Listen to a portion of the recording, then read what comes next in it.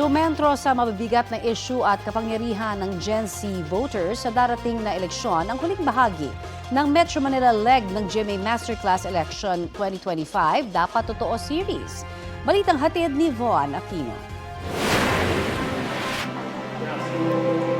Mabibigat na isyu at hamon kaugnay ng eleksyon ang tinalakay ng mga kapuso personalities sa harap ng mga estudyante mula sa 17 universidad at kolehiyo sa NCR sa pagtatapos ng GMA Masterclass Election 2025 Dapat Totoo Series NCR Leg.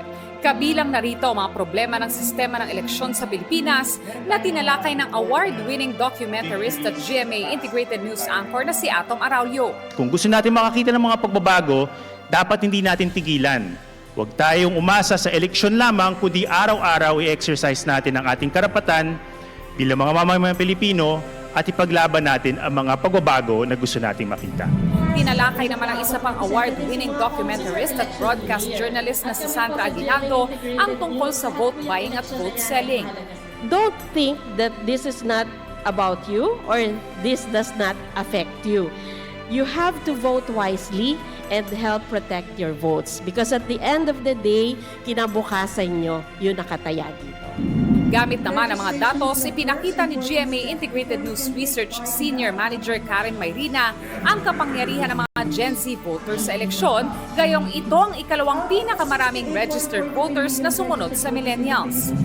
Pag-evolve ng communications technology naman ay ibinahagi ni GMA News Online Editor-at-Large Howie Severino. I want to encourage everybody here to have a documentation state of mind.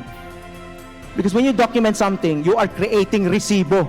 You are creating evidence. Nagkaroon din ng pagkakataon ng mga estudyante na makapagtanong sa mga speaker. This question is for all speakers. How do you reconcile these two expectations? GMA Masterclass Dapat Totoo. At sa huling bahagi ng NCR leg ng GMA Masterclass Election 2025 Dapat Totoo Series, pasasalamat ang pinaabot natin sa mga paaralang nakiisa sa ating panata ngayong eleksyon. University, maraming salamat po.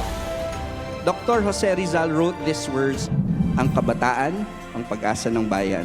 We are hopeful you will try to live up to his words, just as we are hopeful you will join us in upholding an honest and truthful election, and further join us in our fight against misinformation and disinformation.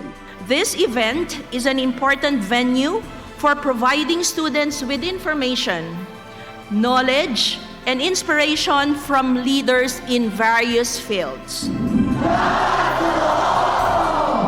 Von Aquino nagbabalita para sa GMA Integrated News.